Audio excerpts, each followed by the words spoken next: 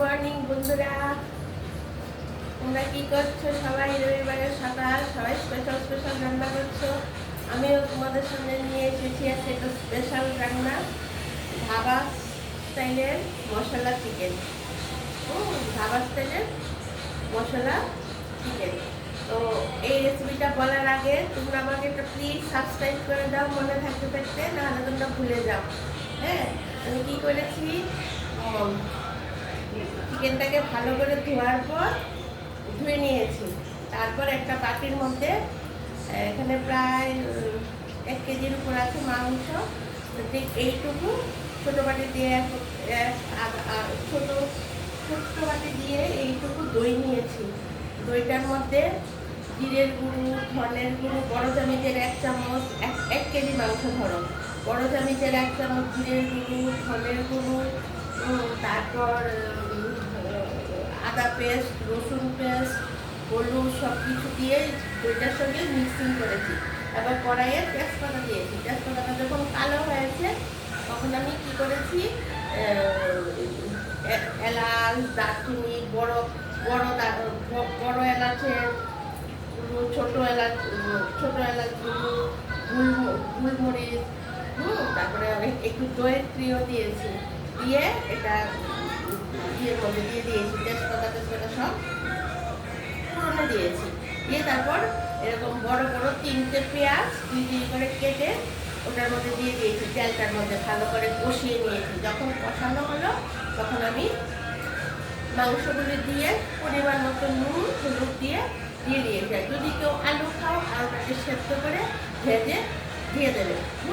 তারপর দেওয়ার পর খুব ভালো থেকে যখন এটা মেরিনেট ভালো করে কষানো হয়ে গেছে তখন এটার মধ্যে আমি একটু ঝুল দিয়ে পরিমাণ মতো ঝুল দিয়ে দিয়েছি। ধাবা স্টাইলে করবো তো ঝুল দিয়ে দিয়েছি।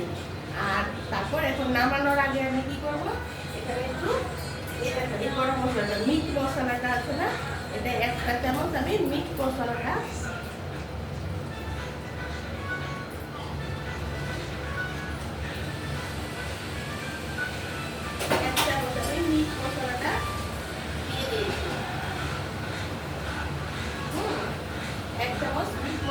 দিয়ে দিয়েছি। দেখেছো তো সব কিছু দিয়ে, আর এলাচ, দারচিনি এগুলি সব পুরোটা দিয়েছি, একটু জয়ত্রী।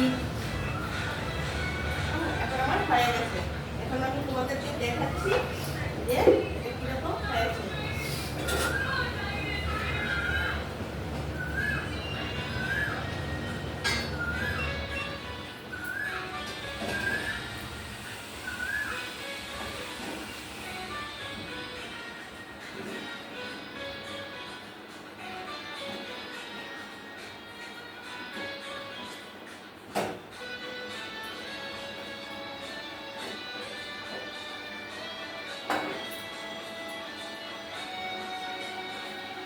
আর নামানোর আগে আমি একটু ধনেপাতা দিয়ে দিয়েছি।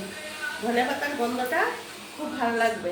ধাবা স্টাইলের পরে তুমি একটু ধনেপাতা লাস্টে নামিয়ে দেবে।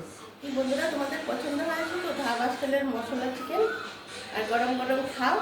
তুমি সেটা গরম গরম ভাতের সঙ্গে খাও, পোলাওর সঙ্গে খাও, ফ্রাইড রাইস বা পরোটা বা রুটি, রুমালি, সব কিছুর সঙ্গে সেটা দারুণ হবে।